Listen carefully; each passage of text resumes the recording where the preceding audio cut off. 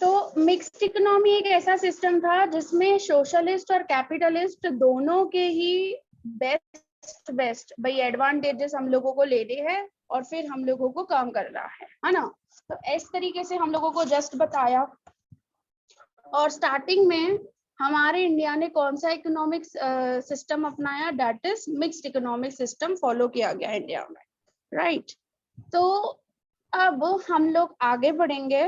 देखो इस पैराग्राफ के अंदर भी वही चीज लिखी हुई है कि after the freedom leaders of independent India like Jawaharlal Nehru were confused with regard to the economic system to be followed in India, कि भाई इंडिया में कौन सा सिस्टम फॉलो करना चाहिए। Because some leaders were in favor of socialist economy and some were capitalist economy। और capitalist economic तो पहले एक्चुअली जवाहरलाल नेहरू को तो पसंद ही नहीं था कि यार ये सिस्टम में कैसे, कि लोगों की जरूरतें तो पूरी होनी चाहिए ना, नहीं तो इनइक्वालिटी हो जाएगी। अगर हम लोग लग्जरियस गुड्स भी प्रोड्यूस करेंगे, नेसेसिटीज भी प्रोड्यूस करेंगे, तो क्या हो जाएगा, एकदम इनइक्वालिटी जैसे आज हम लोगों को देखने को मिल रहा है वैसा हो जाएगा। तो अभी कैसे डिसीजन ले, क्या करे, तो इस वजह से भाई सोशलिस्ट इकोनॉमी के भी एडवांटेजेस, कैपिटलिस्ट इकोनॉमी के भी एडवांटेजेस, इस तरीके से सोचा तो सही उन्होंने। मतलब यहाँ पे क्या बोला कि पब्लिक सेक्टर भी डिसीजंस लेगा और प्राइवेट प्रॉपर्टीज वगैरह भी होगी, है ना। बट मैंने आपको पहले ही बताया था कि पब्लिक सेक्टर का ज्यादा रोल, मेजर रोल किसका हुआ करता था, पब्लिक सेक्टर का, ठीक है, स्टार्टिंग में। तो यहाँ तक की कहानी हम लोगों ने सुनी थी लास्ट लेक्चर में। अब हम लोग आगे आते हैं, इकोनॉमिक प्लानिंग कब से स्टार्ट हुई, क्या हुआ, ठीक है।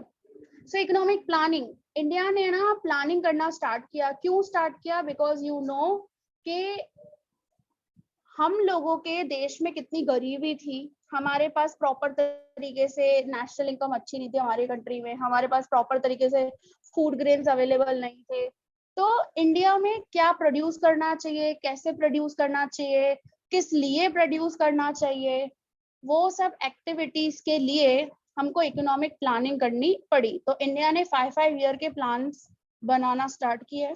देखो क्या लिखा है यहाँ पे, After adopting the mixed economic system, the next important step for the government was to revive the poor। आ गया, वही जो देश में गरीबी थी, जो देश में गरीब लोग थे, हमारी इकोनॉमी गरीब थी, हमारी इकोनॉमी बैकवर्ड थी, इसको सही करना है। So for the development of Indian economy, it was necessary for government to plan for the economy, that is known as economic planning। So economic planning can be defined as making major economic decision, what, how, and for whom to produce by the conscious decisions of determinate authority। तो इसके बारे में तो सोचना ही था, plus सर्वे भी करना था कि क्या करना चाहिए, कैसे करना चाहिए हमारे देश में से, भाई हमारे देश में इकोनॉमिक ग्रोथ भी हो सके, हमारा देश मॉडर्नाइजेशन भी हो सके हमारे देश में, प्लस हमारे कंट्री में भाई इनइक्वालिटीज रिड्यूस हो सके, plus reduction of unemployment, poverty, ऐसी सब चीजें होनी चाहिए ना एक्चुअली, तो उसके लिए प्लानिंग करनी पड़ी। सो देखो क्या लिखा है next point, the industrial policy resolution of 1948 and the directive principles of Indian Constitution assigned a leading role to the public sector। देखो स्टार्टिंग में जो 1948 में इंडस्ट्रियल पॉलिसी, आईपीआर बोलते हैं हम लोग इसको, क्या बोलते हैं हम लोग, आईपीआर, इंडस्ट्रियल पॉलिसी रिजोल्यूशन, और directive principles of Indian constitution, उन्होंने क्या किया भाई, स्टार्टिंग में जो भी प्लानिंग करेगा, जो भी इन्वेस्टमेंट्स करेगा, जो भी प्रोडक्शन होगा, वो किसको सौंपा गया, पब्लिक सेक्टर को सौंपा गया। प्राइवेट सेक्टर को भी एंकरेज किया कि हाँ भाई थोड़ा बहुत करे, लेकिन इतना ज्यादा नहीं, क्योंकि पब्लिक सेक्टर का क्या था, स्ट्रॉन्ग रोल था। So to make economic planning effective, the government of India set up planning commission। ये चीज मैंने आपको बताई थी लास्ट लेक्चर में कि 1950 में प्लानिंग कमीशन को सेटअप किया with the prime minister as a chairman. और मैंने लास्ट लेक्चर में ये भी बताया था कि अभी प्लानिंग कमीशन का नाम चेंज हो गया है। तो मुझे कोई बताएगा कि प्लानिंग कमीशन को अभी क्या बोलते हैं। प्लानिंग कमीशन का चेयरमैन प्राइम मिनिस्टर ही होता है कंट्री का, और इसका वाइस चेयरमैन होम मिनिस्टर होता है भाई, जनरली यहाँ वाइस प्राइम मिनिस्टर रहेगा। Yes, what is the other name of planning commission nowadays? 2014 में जैसे ही मोदी सरकार आई थी तो प्लानिंग कमीशन का नाम क्या चेंज किया, क्या रखा गया? आयोग या नीति? हाँ, नीति आयोग, नीति। What is the full form of नीति सुमित? मैम नीति में भूल गया मैम। भूल गए, इतना जल्दी भूल गए? That is national institute for transforming India, है ना भाई, पूरे इंडिया को ट्रांसफॉर्म करना है। तो ये प्लानिंग कमीशन भले 1950 में एस्टेब्लिश हुई, लेकिन इसका नाम चेंज हो गया। The purpose of commission was to carefully assess the human and physical resources. ये प्लानिंग कमीशन क्या करती थी भाई, हमारे पास जितने भी अच्छे रिसोर्सेस है उसको कैसे इस्तेमाल करना है भाई, क्योंकि मैनेजमेंट करना है, प्लानिंग करनी है, सिंपल सी बात है। और इसका सबसे most important prime minister government मतलब पब्लिक सेक्टर के हाथ में सौंपा गया। तो आपको पता ही है कि हमारी जो भी पब्लिक सेक्टर है, हमारी गवर्नमेंट है, वो किस तरीके से काम करती है। तो आप मुझे बताओ, ये जो 5 ईयर प्लान्स बनाए गए, ये हम स्टार्टिंग कर रहे हैं जस्ट, कि कब बनाए गए और कैसे बनाए गए वो तो चलो बाद में है। ये जो स्टार्टिंग कर रहे हैं, मुझे स्टार्टिंग में से ही बता दो कि क्या ये 5 ईयर प्लान सक्सेसफुल हुए होंगे जो इसमें ऑब्जेक्टिव रखे थे? No ma'am. नो, सिंपल सी बात है, नो। आंसर क्या आएगा? नो।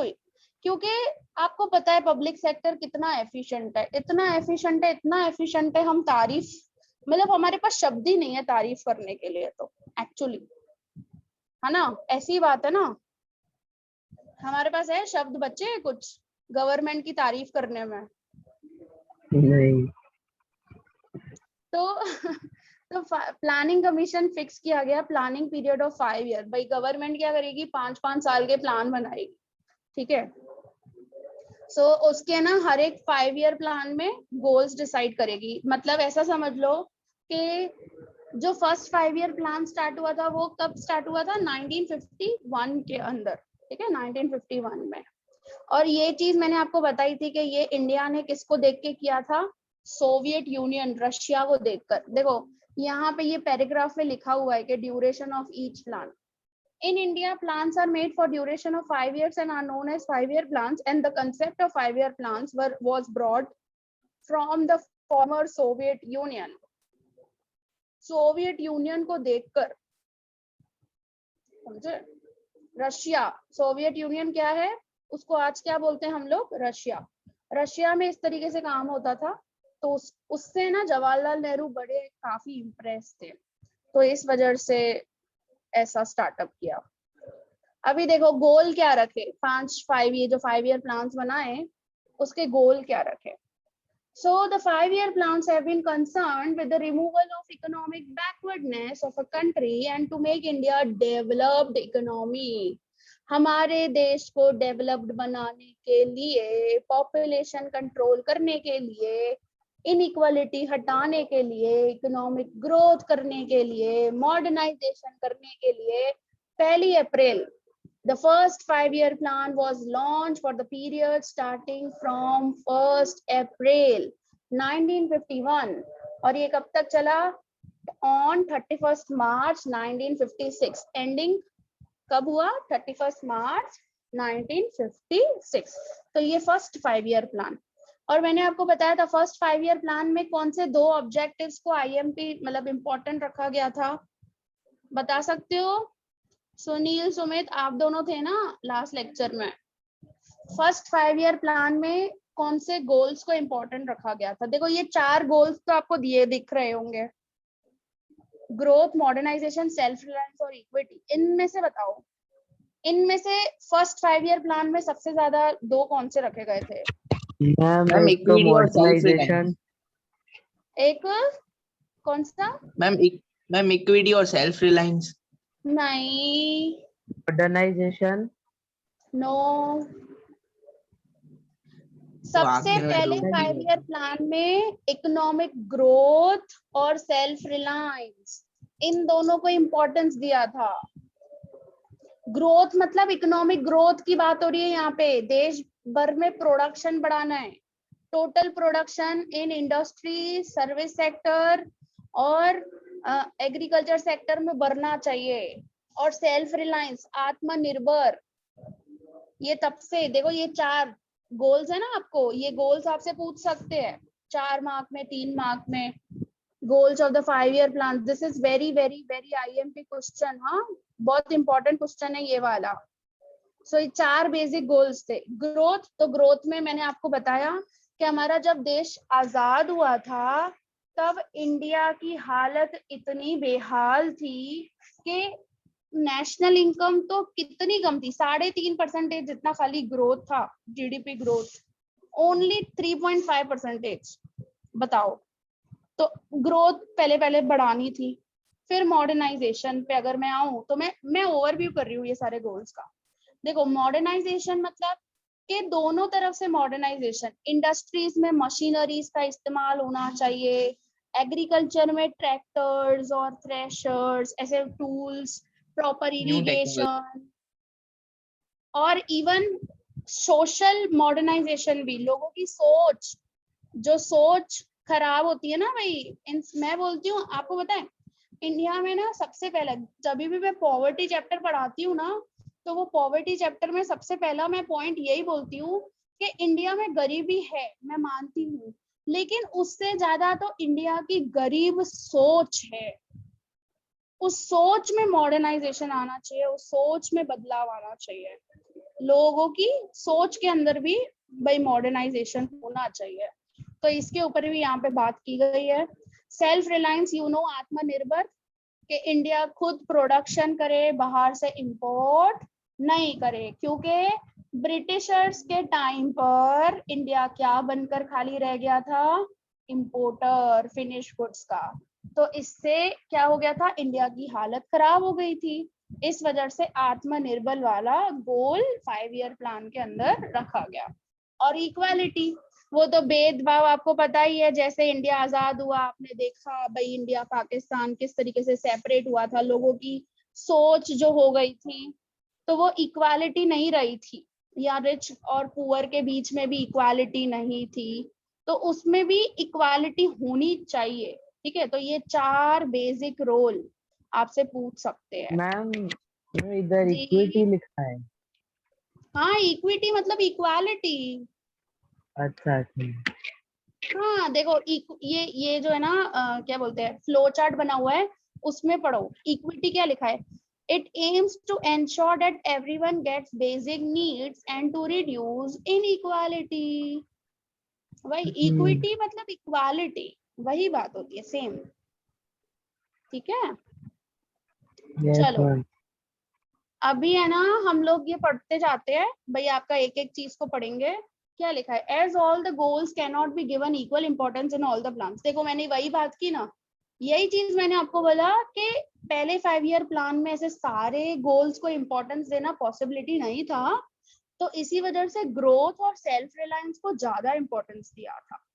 ठीक है, so different goals are emphasized in different plans in India. However, the planners have to be ensure that as far as possible the policies of the plans do not contradict the 4 goals mentioned above. मतलब policies में जो भी government policies बनाए planning करने के time पे, उसमें इनमें से कोई ना कोई गोल होना ही चाहिए। ऐसा नहीं कि भाई क्योंकि देखो एक सिंपल सी बात है, आज अगर अपने को सेल्फ रिलायंस होना है, अपने कंट्री में अपने को प्रोडक्शन बढ़ाना है, ठीक है, अभी प्रोडक्शन बढ़ाने के लिए तुम बोलते हो मॉडर्नाइजेशन भी होना चाहिए, और मॉडर्नाइजेशन में तुम बोलते हो न्यू टेक्नोलॉजी भी होनी चाहिए। अब न्यू टेक्नोलॉजी चलो मानते हैं कि भाई इंडस्ट्रीज में ना मशीनरीज और ऐसे सब चीजों का इस्तेमाल किया जाएगा। अब मशीनरीज का जब इस्तेमाल किया जाएगा तो मुझे बताओ कि अनएम्प्लॉयमेंट कैसे कम होगा कंट्री का, जो बेरोजगारी है। अब बेरोजगारी हटाने के लिए तो अपने को लेबर्स को काम पे लगाना पड़ेगा ना, कि मशीन्स को काम पे लगाना पड़ेगा। अब मशीन्स को जब काम पे लगाएंगे, भाई तुम बोलते हो कि ग्रोथ भी चाहिए, मॉडर्नाइजेशन भी चाहिए और अनएम्प्लॉयमेंट भी कम होना चाहिए कंट्री में, तो ये तीनों गोल्स है ना एक साथ अचीव नहीं हो सकते। अगर तुमको बेरोजगारी हटानी है तो तुमको लेबर्स को काम देना पड़ेगा, और तुमको अगर मॉडर्नाइजेशन चाहिए तो तुमको मशीनरीज और नई टेक्नोलॉजी यूज करनी पड़ेगी। समझे? तो देखो ये दिक्कत आती है। इस तरीके से ना जो गोल्स है ना वो आपस में ऐसे कैसे लड़ पड़ते हैं। भाई मॉडर्नाइजेशन वाला बोलता है नहीं मैं तो नई टेक्नोलॉजी यूज करूंगा, और अनएम्प्लॉयमेंट गोल बोलता है नहीं मैं लेबर्स को काम दूंगा। तो ये तो गलत हुआ ना यार। ऐसे मुझे आप बताओ कि इंडिया में दोनों की जरूरत है। इंडिया में मॉडर्नाइजेशन की भी जरूरत है, और इंडिया में जो बेरोजगारी भाई इतनी ज्यादा है उसको हटाने की भी जरूरत है। अगर आप गवर्नमेंट होते तो आप क्या करते, मुझे बताओ। सबसे पहले क्या करते? Just think about it. सोचो कि अगर तुम सरकार होते और तुम्हारे देश में ऐसी प्रॉब्लम होती कि भाई एक तरफ से तुमको मॉडर्नाइजेशन भी करना है तो दूसरी तरफ से तुमको बेरोजगारी भी हटानी है देश से और गरीबी भी हटानी है, क्या करोगे आप बताओ? क्या स्टेप उठाओगे, कैसे प्लानिंग करोगे? आप अपने व्यू पॉइंट से बता सकते हो इस चीज के ऊपर? मैम दोनों 50-50% रखेंगे। नहीं कर सकते 50-50। मैम कैसे? बेरोजगारी, मैम एम्प्लॉयमेंट पे ज्यादा ध्यान दूंगा मैं। ओके, एम्प्लॉयमेंट पे आप बोल रहे हो और ज्यादा ध्यान दोगे। ओके। और मैम मैं education has a job oriented दूंगा, कि जिससे हम ओके। एजुकेशन देंगे तो हम्म। हैज हमें कोई जॉब मिल सके। हाँ हाँ, ये बात हो सकती है ऑफ कोर्स। और यस मैम आशी, आपको तो बड़ा अच्छे से पता होगा आशीष, पॉलिटिकल बैकग्राउंड है आपका तो जबरदस्त का। हाँ जी। दिव्यानी तो लड़ पड़ती है बात बात पे, वो तो आगे खड़ी रहेगी, पॉलिटिशियन बनना है उसको। आप बताओ, आपकी राय क्या होगी? किसको इम्पोर्टेंस दोगे, मॉडर्नाइजेशन को कि रिडक्शन ऑफ अनएम्प्लॉयमेंट को? हाँ आशीष। रिडक्शन ऑफ अनएम्प्लॉयमेंट को दे दी। और अच्छा, हाँ देखो एक सिंपल सा लॉजिक है। इंडिया में ना पॉपुलेशन बहुत है, और इंडिया में जो पॉपुलेशन है वो 15 से लेकर 64 इयर्स वाली जो पॉपुलेशन है ना, 64-65 इयर्स वाली पॉपुलेशन है ना, वो बहुत ज्यादा है। समझे? तो अभी आप एक साइड से मॉडर्नाइजेशन और एक साइड से रिडक्शन ऑफ अनएम्प्लॉयमेंट दोनों गोल्स अचीव साथ में नहीं हो सकते। तो सबसे पहले तो हम लोगों को क्या करना पड़ेगा कि एम्प्लॉयमेंट एम्प्लॉयमेंट जनरेट करना पड़ेगा, और बहुत अच्छे लेवल पर एम्प्लॉयमेंट जनरेशन हम लोगों को करनी पड़ेगी। राइट, स्किल्स डेवलप करने पड़ेंगे। और जैसा बोला सुमित ने कि एजुकेशन, भाई एजुकेशन ऐसी प्रोवाइड की जाए ताकि लोग सेल्फ एम्प्लॉयड हो सके। अब लोग सेल्फ एम्प्लॉयड होंगे ना तो धीरे धीरे क्या होगा, वो फॉर्म्स और नई नई क्या बोलते हैं अपने कंपनीज, फैक्ट्रीज और ऐसे सब चीजें स्टार्टअप कर सकते हैं, बिजनेस स्टार्टअप कर सकते हैं। तो टेक्नोलॉजी हम लोग यूज करें भाई, एक तरफा तो चलो भाई टेक्नोलॉजी भी इस्तेमाल की जा रही है कंट्री में, लेकिन दूसरी तरफ लोग सेल्फ एम्प्लॉयड भी हो रहे हैं। ऐसा स्किल ओरिएंटेड एजुकेशन, इतना वाइडर स्कोप हम लोगों को प्रोवाइड करना चाहिए सरकार को। ह्यूमन रिसोर्स रिलेटेड प्लानिंग करनी चाहिए, उनको ट्रेनिंग प्रोवाइड करनी चाहिए। प्लस आपको जो एजुकेशन प्रोवाइड करते हैं भाई, ये बुक में से पढ़ो, आंसर लिखो और तुमको मार्क्स मिल गई, और उससे ना हम ऐसा साबित कर लेते भाई शी इज अ रैंकर और ही इज अ रैंकर, जिसके ज्यादा परसेंटेज आए। ये तो गलत है ना मैम यार। जी जी जी। मैम एक और भी, जैसे मैम ज्यादा वो थियरी नहीं कॉन्सेप्ट जाना चाहिए, ऐसा प्रैक्टिकल हो तो हमें एक नॉलेज मिलेगा। हाँ हाँ, वोकेशनल एजुकेशन पे कॉन्सेंट्रेट। इन शॉर्ट मतलब देखो सुमित, ऐसा होना चाहिए एजुकेशन। आज देखो ये जो चीज हम आपको पढ़ा रहे हैं, ठीक है, अब इसको भी पढ़ाना है, ऐसा नहीं है कि नहीं पढ़ाना है, भले हम थियोरिटिकल पढ़ा रहे हैं, लेकिन इन्हीं सब चीजों को प्रैक्टिकल भी दिखाना है। जैसे अभी बीएस है, ठीक है, बीएस में अभी बेसिक मैनेजमेंट है, मैनेजमेंट सिखाते हैं, करते हैं। तो हमको अलग अलग इंडस्ट्रीज में ले जाएं, वहां पर हमको वीकली 2 डेज या फिर ऐसा हम लोगों को ले जाएं, वहां पे कैसे मैनेजमेंट होता है, वहां पे किस तरीके का डिसीजंस लेते हैं, मार्केटिंग मैनेजर किस तरीके से पैकिंग, ब्रांडिंग, ऐसी सब चीजें डिसाइड करते हैं, और किस तरीके से प्रोडक्शन होता है, वो सब चीजें हम लोगों को दिखाएं ना प्रैक्टिकली, तो 12th के बाद है ना हम लोग खुद अपना बिजनेस सेटअप कर सकते हैं। हम लोगों को ना कहीं से भी ट्रेनिंग लेने की जरूरत नहीं पड़ेगी, समझे? तो ऐसा एजुकेशन है ना स्टार्टिंग से ही, फ्रॉम 8th 9th 10th से ही हमको ऐसी सब चीजें प्रोवाइड कर देनी चाहिए। हाँ मैम, ऐसा थियरी होना चाहिए पर ज्यादा फोकस मैम प्रैक्टिकल पे, मतलब दोनों जरूरी है वैसे। थियरी जो तुम समझा रहे हो, ठीक है, अब हाँ सेशंस कैसे होने चाहिए, थियरी जो तुम समझा रहे हो उसी चीज को तुम प्रैक्टिकल भी एक बार दिखा लोगे ना, तो सामने वाले को ज्यादा अंडरस्टैंडेबिलिटी आएगी, और बच्चा क्या है कभी भूलेगा नहीं वो कंसेप्ट को, उसको हमेशा याद रहेगा। आज देखो अपने को है ना, जो सीनियर केजी में और ऐसे छोटे बच्चे जब हम थे, ठीक है, तब हमको कैसे पोयम्स और ए फॉर एप्पल, हमको वो रेड एप्पल हमारे दिमाग में घुस गया था कि हाँ भाई एप्पल कौन से कलर का होता है, रेड कलर का होता है। क्यों, कैसे घुसा था? क्योंकि हमारी टीचर हमको दिखाती थी कि भाई दिस इज अ एप्पल, है ना, वो प्रैक्टिकल चीज बताती थी ना हमको। तो सेम चीज है ना, सेम कंसेप्ट। देखो बच्चों का जो दिमाग होता है ना वो इसी तरीके का होता है। तो जैसे जैसे स्टैंडर्ड्स चेंज होते जाए, जैसे जैसे स्टडीज चेंज होती जाए ना, वैसे वैसे हमको प्रैक्टिकलिटी भी ले आने, वैसे स्टडीज और इन सब। अब वो इंडिया में आएगा, न्यू एजुकेशन पॉलिसी जो निकाली है उसमें हाँ अभी मैम, वो ऐसा अभी आई है ना बोला है। हाँ अभी वो इम्प्लीमेंट हो तब ना। मैम, 2022 में हम तो चले हाँ जाएंगे। 2022 2023 से उसका थोड़ा बहुत इम्प्लीमेंटेशन होगा।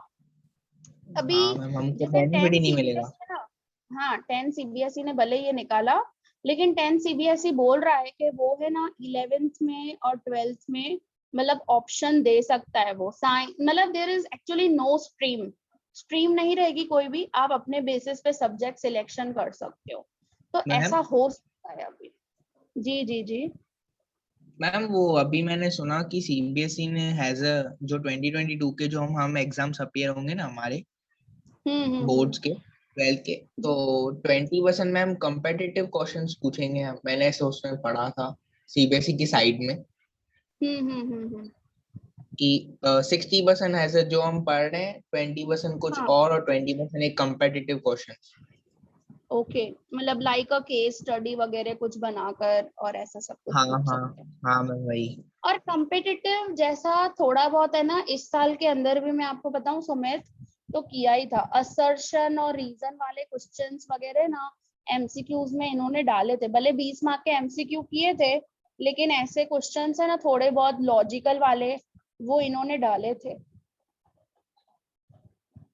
समझे? हाँ मैम। चलो सो आ जाते हैं हम लोग ग्रोथ पे, ठीक है। सबसे पहला growth. So the stagnation during the British rule forced the planners to make economic growth as the first and the foremost objective of Indian plans. क्योंकि रुक गई थी हमारी इकोनॉमी। स्टेगनेंट का मतलब क्या होता है? रुक जाना, ठीक है। वो स्टेगनेंट वाटर होता है ना, जैसे रुका हुआ पानी, ऐसे हमारी इकोनॉमी क्या हो गई थी? रुक गई थी, कुछ बढ़ ही नहीं रही थी आगे, कोई प्रोडक्शन ही नहीं बढ़ रहा था, नेशनल इनकम ही नहीं बढ़ रही थी। तो इसी वजह से जो भी इकोनॉमिक प्लानर्स थे, जिन्होंने भी प्लानिंग किया हमारे इंडिया के लिए, उन्होंने सबसे पहला ऑब्जेक्टिव जो रखा वो क्या रखा? ग्रोथ, ठीक है। अब ग्रोथ की डिफाइन लिखिए यहाँ पे। Growth refers to increase in the country's capacity to produce. क्या बोल रहे? ग्रोथ का मतलब कि कंट्री की कैपेसिटी टू प्रोड्यूस। भाई प्रोडक्शन की कैपेसिटी जो हो ना कंट्री के अंदर, वो बढ़नी चाहिए, वो कंटिन्यूअसली इंक्रीज होनी चाहिए। आपको पता है आज जीडीपी हम लोग बोलते हैं कि भाई हमारा जीडीपी है, से for example 23 crore, for example, just मैं छोटा सा ही एग्जांपल ले रही हूँ, या फॉर एग्जांपल ऐसे ले लो 23,000 करोड़, ठीक है। तो इसका मतलब क्या हुआ कि हमारे देश में 23,000 करोड़ के एक साल के अंदर ही अंदर गुड्स और सर्विसेज को प्रोड्यूस किया जा रहा है, इतने वैल्यू के, उसको हम लोग ग्रोथ टर्म करते हैं। तो ये ग्रोथ में वही चीज बोल रहे हैं कि ये 23,000 अगर है करोड़, के गुड्स और सर्विसेज, तो वो इंक्रीज होने चाहिए कंटिन्यूअसली एवरी ईयर, समझे। और ये जो ग्रोथ है ना, वो एक एक साल के अंदर कैलकुलेट करते हैं। आपका जो ये इकोनॉमिक ग्रोथ का कंसेप्ट है ना, वो मैक्रो इकोनॉमिक्स में आपका जो चैप्टर नंबर 1 है नेशनल इनकम, उसके अंदर पूरा का पूरा कंसेप्ट क्लियर हो जाएगा, इकोनॉमिक ग्रोथ होता क्या है और इकोनॉमिक ग्रोथ कैलकुलेट कैसे करते हैं अपने, ठीक है। तो वो मैक्रो इकोनॉमिक्स में स्टार्टिंग के 3 चैप्टर्स जो है उसमें यही बताया है सारा, growth. So this is the definition. Growth refers to increase in country's capacity to produce the output. Output मतलब that is a production units of goods and services. दोनों चीजें, हाँ, सिर्फ goods नहीं, services भी, within the country, ठीक है। फिर देखो क्या लिखा है, growth implies either a larger stock of productive capital or larger size of supporting services like transport, banking, और an increase in efficiency of productive capital and services।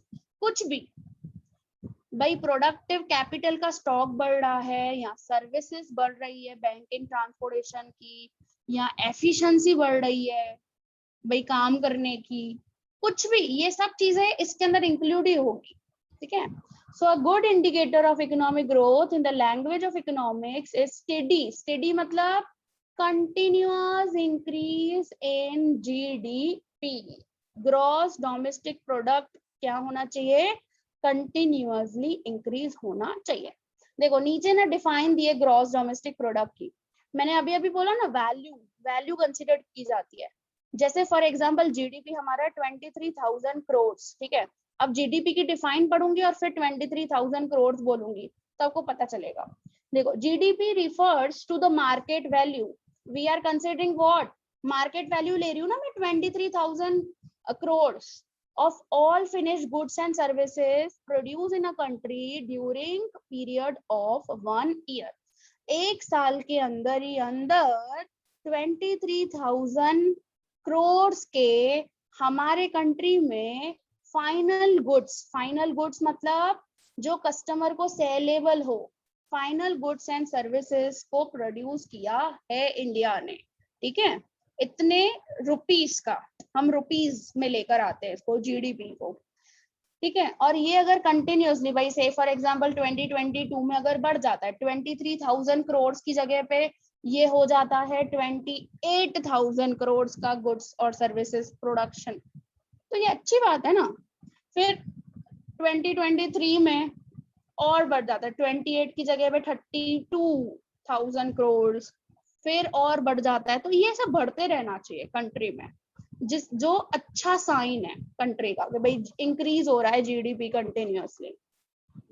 So increase in GDP or availability of goods and services enables people to enjoy a more rich and varied life। आप जितने goods और services produce होंगे, varieties produce होगी, और जितने worth rupees के produce होंगे, तो उतना क्या बोलेंगे हम लोग, अच्छी बात है ना, क्योंकि लोग उतना ज्यादा खरीदेंगे, लोगों की डिमांड्स वैसी होगी, लोग एक्सपेंडिचर उतना करेंगे, एक्सपेंडिचर करेंगे तो सामने कंपनियां इनकम ऐसा कमाएगी, फिर से और ज्यादा प्रोडक्शन करेगी, बेरोजगारी कम हो सकेगी इस वजह से, गरीबी हट सकेगी इस वजह से। तो कंटिन्यूस अगर जितने रुपीस का प्रोडक्शन बढ़ता चला जाए ना कंट्री में, उतनी अच्छी बात है। सो बहुत सारे प्रॉब्लम्स क्या हो सकते हैं, सॉल्व हो सकते हैं, क्योंकि आज पॉपुलेशन इतनी है। अब इतनी पॉपुलेशन की वांट्स को, नीड्स को सेटिस्फाई करने के लिए अपने इतने गुड्स और सर्विसेज तो चाहिए ही चाहिए ना यार, इतने रुपीस के तो बनने ही चाहिए कंट्री में, ठीक है। So increase in GDP or availability of goods and services enables people to enjoy a more rich and varied life। The GDP of a country is derived from the different sectors। मैंने आपको वही बोला, 3 sector, agriculture, industrial and service sector, ये 3 sector आएंगे, क्योंकि इन हमारी economical activities जो है ना, वो इन्हीं 3 सेक्टर्स में डिराइव की हुई है, समझे। तो हम जो भी प्रोडक्शन हो रहा है एग्रीकल्चर में, इंडस्ट्री में और सर्विस में, इन तीनों को अगर हम लोग प्लस करेंगे तो हमको क्या मिलेगा, यही कि टोटल मार्केट वैल्यू कितना हुआ है, कितना जीडीपी भाई हुआ है कंट्री का, ठीक है। फिर क्या लिखा है, in some countries growth in agriculture contributes more to the GDP growth, while in some countries growth in a service sector contributes more to the GDP growth. मुझे आप बता सकते हो कि हमारे इंडिया में एग्रीकल्चर, इंडस्ट्रीज और सर्विस सेक्टर, इन तीनों सेक्टर में से सबसे ज्यादा नेशनल इनकम और ये जीडीपी कहाँ से कलेक्ट होती है? Anyone? Service sector. Yes, service sector of course. और लोगों की डिपेंडेंसी कैसी है सर्विस सेक्टर में? मैम एक बार वापस रिपीट करना। लोगों की एम्प्लॉयमेंट कंट्रीब्यूशन कैसा है सर्विस सेक्टर में? कम है कि ज्यादा? मैम कम है ना, आपने बताया। ज्यादा? हाँ जी, हाँ जी। और ज्यादा किसमें है? एग्रीकल्चर में 44% के आसपास आपने कुछ बताया था अभी। हाँ, 48% एग्रीकल्चर पे एम्प्लॉयमेंट कंट्रीब्यूशन है एग्रीकल्चर पे। और आपको पता है इतना ज्यादा वर्कफोर्स डिपेंडेंसी है एग्रीकल्चर पे, और income generation, national income, GDP कितना आता है आपको पता है? जीडीपी का मतलब 100 रुपए अगर जीडीपी है ना, तो उसमें से 14 रुपए, 14% खाली एग्रीकल्चर सेक्टर से आता है। सिर्फ 14% अर्निंग होती है एग्रीकल्चर, मतलब प्रोडक्शन हो रहा है 14% जितना, खाली 14 रुपए जितने का, ऐसा समझो। और सर्विस सेक्टर में से जीडीपी कंट्रीब्यूशन है 53%। और ये मैं डेटा बता रही हूँ आपको 2014 के आसपास की, क्योंकि उसके बाद तो हुआ नहीं है अभी इतना जल्दी, मतलब इसके आसपास ही होगा 53-54% इतना ही। मतलब सोचो, सबसे ज्यादा वर्क फोर्स एग्रीकल्चर में और सबसे कम इनकम एग्रीकल्चर में से, यहीं पे तो आके इंडिया फेल हो जाती है। आपको पता है, एक स्टेटमेंट बोलूं मैं, आज सबसे ज्यादा वर्कलोड, मतलब वर्क डिपेंडेंसी और ये वर्क फोर्स का डिपेंडेंसी, एम्प्लॉयमेंट एग्रीकल्चर में, ठीक है। और इंडिया में हम लोग देखते हुए आएंगे, अभी सेकेंड 5 ईयर प्लान 1956 से कंटिन्यूअसली इंडिया में ना इंडस्ट्रीज को फोकस किया जाता है, और ग्रोथ हो रही है सर्विस सेक्टर की। भाई हमारे पास 3 पिलर्स है इंडिया में, लोग सबसे ज्यादा में ज्यादा एग्रीकल्चर में, और इंडिया में प्लानिंग करने के टाइम पर फोकस करते हैं इंडस्ट्रीज को, और ग्रोथ हो रही है सर्विस सेक्टर की, पैसा आ रहा है सर्विस सेक्टर में से ज्यादा। बताओ, ऐसी है हमारी देश की इकोनॉमी। भाई कितनी अजीब है। ठीक है, तो इस तरीके का the contribution of each sector makes up a structural composition of the economy. मैंने आपको हमारे देश का बताया। देखो इसमें बताया है, share of service sector in GDP increased by 1990, the share of service sector was 40.59। इसमें बोले 40.59 बताया, लेकिन मैंने जो 53 आपको बताया वो 2014 के हिसाब से बताया, more than that of agriculture और इंडस्ट्री। इवन देखो 1990 में भी तो सबसे ज्यादा सर्विस सेक्टर में ही प्रोडक्शन ये हो रहा है ना, सर्विस का। So this phenomenon of growing share of service sector was accelerated in the post 1991 period, and which marked the beginning of globalization in a country। और हम लोग देखते आएंगे हमारे 19 नेक्स्ट चैप्टर में 1991 के बाद तो और ज्यादा सर्विस सेक्टर जबरदस्त ग्रोथ हुआ ग्लोबलाइजेशन की वजह से। बैंकिंग, ट्रांसपोर्टेशन कितना फास्ट इंक्रीजिंग हो गया बिकॉज ऑफ ग्लोबलाइजेशन। ठीक है, सो आज हम लोग ग्रोथ ही कर रहे हैं, फिर कल हम लोग करेंगे मॉडर्नाइजेशन। ठीक है, ओके? Yes ma'am. ओके, चलो, so that's it about today. Thank you, have a nice day.